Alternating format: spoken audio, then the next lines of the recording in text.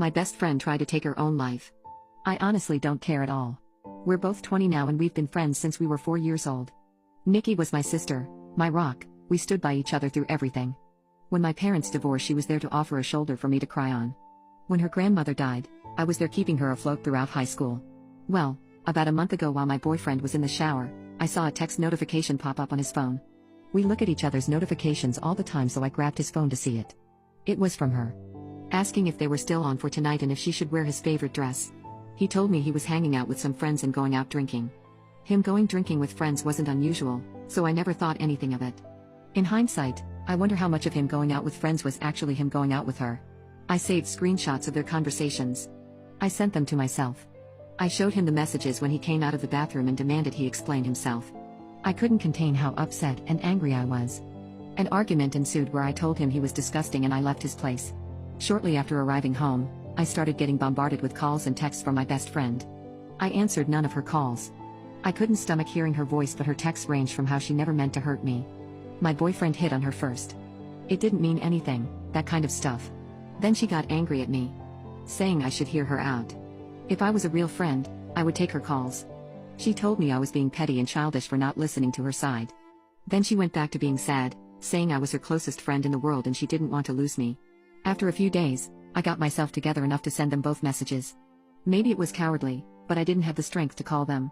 I told Josh that we were done and I wouldn't give cheaters any chances with me. He responded by trying to call me, but after the third or fourth attempt, he gave up. He sent me a final message saying it wasn't that big of a deal, that they just fooled around, but agreeing he didn't want to date me anymore. Nikki was more persistent after I told her I wanted nothing to do with her. Day after day I get messages and calls from her, demanding to talk, demanding we resolve this, demanding I not say anything to anyone, saying she's stopped seeing him, saying she'll unalive herself if I don't talk to her. I ended up confiding to a mutual friend about what was going on because I was seriously beginning to wonder if I was overreacting. This friend reassured me that my feelings were justified. However, I wasn't expecting this friend to spread what happened. The gossip spread like wildfire. A few days ago Nikki tried to take her life. I said nothing. I haven't visited her in the hospital. I haven't sent any messages to her family.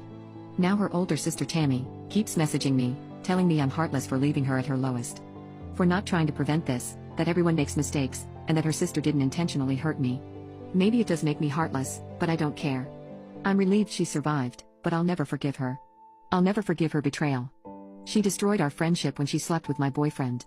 When my mom found out about all this, she wanted to speak to me later that day. She came over to my dad's that evening and wanted a conversation in private. She asked if I'd spoken to Nikki yet. I said no. She asked if I was going to. I said no. I was trying to be as firm as possible because I knew what she was about to do. She asked, "Don't you think you should?" To which I responded, "No. I don't see why I should." I sent her a final message almost a month ago. This is where things began to really go south in the conversation. "Love, she's in the hospital right now. She needs all the support she can get. You're meant to be her friend." I didn't even know about her condition until her mother called me. Really? I'm meant to be her friend after she slept with Josh behind my back?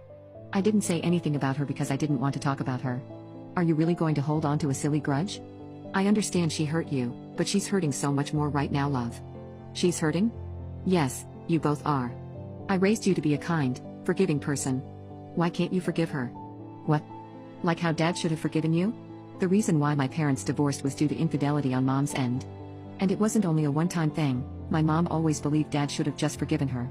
I admit this was a low blow for me, and the conversation spiraled into an argument from there, with both of us saying some not so kind things to each other. Eventually, I decided the conversation was over because we were just going around in circles and heading into yelling territory, so I told her to leave and I'll try talking to her again when we've both calmed down. When she was leaving, she said, "I hope you're not as cruel as your father." I'm typically not an angry person, but this infuriated and hurt me. I lived 50-50 between my parents. They both made sure I had everything I could need or want, but she felt her situation and struggles were undeserved. Dad never helped with bills or payments that didn't involve me. She expected more. Cheaters always do. I didn't say anything when she left. I just blocked her number and social media accounts and cried. She cared more about the girl who had hurt her daughter than her own kin. She realized pretty quickly what had happened and came back the next day, but Dad told her I didn't want to talk to her and she had to leave. It took maybe half an hour before she finally left. The next few days she kept trying to reach me through other people, but I stayed silent. Soon after, I decided I felt calm enough to talk to her and unblocked her. We spoke over the phone. Basically, It was her apologizing and telling me she was wrong for trying to force me to forgive Nikki, that she'd respect my decision but tried to suggest I think about it. I very firmly told her I was not forgiving Nikki. She just said okay. Things didn't really feel the same with us. I couldn't bring myself to be as chatty with her as I was before, and it didn't help that she kept giving me updates about Nikki. The first time she did it, she told me Nikki had been put on a 72-hour psych hold, assessed, and eventually released. I told her I didn't want any updates on Nikki's situation. I won't stop her from checking in, but I didn't want to be involved. She complained and said she thought I'd want to visit her, but I threatened to block her again if she kept pushing, and she shut up. Nothing was mentioned about Nikki for a couple of weeks before Mom again brought her up, telling me about how Josh had stopped talking to her and how Nikki needed a shoulder to cry on. I again told her I didn't want to know and this was her last chance not to bring her up or I would cut her from my life. She complained, but she eventually promised it wouldn't happen again. Maybe I should have learned from my mistakes because I know my mother. She doesn't take no for an answer. It was really quiet for a while. My friends and I had all basically carried on from what happened, and even though I know a couple of them still occasionally talk to Nikki, they never bring her up around me. I thought I could finally close this chapter in my life until my mother called me and asked if I wanted to get lunch. I hadn't seen her in a while, so what was the harm? I headed to where we planned to eat, and guess who I found sitting with my mom? Nikki and her sister Tammy. As soon as Nikki sees me, she gets up and tries to hug me, but I just raise a hand and take a step back, and this girl has the audacity to look upset. Mom immediately knows she's messed up because she's scrambling with all of the excuses. It hurts to see you two fall apart like this, you were so close. I thought you'd forgive her by now. And my favorite, she made a mistake, she misses you. During this time, Nikki has been quiet and I can see Tammy glaring at me. I honestly didn't think she'd pull something like this. I wanted to leave and cry, but I looked at Nikki and said, for someone who's made a mistake, she sure hasn't apologized for it yet. She had this guilty look on her face and muttered something about me having her blocked and having no way to. I said, is that really all you have to say? And she just looked at me confused. I was done.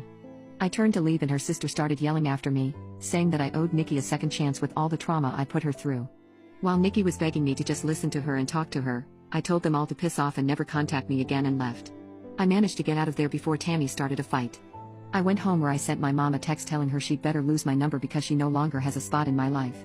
Then I blocked her and just cried. My dad's been doing his best to comfort me, but it just hurts so bad that my own mother did this to me. I don't plan on ever seeing them again.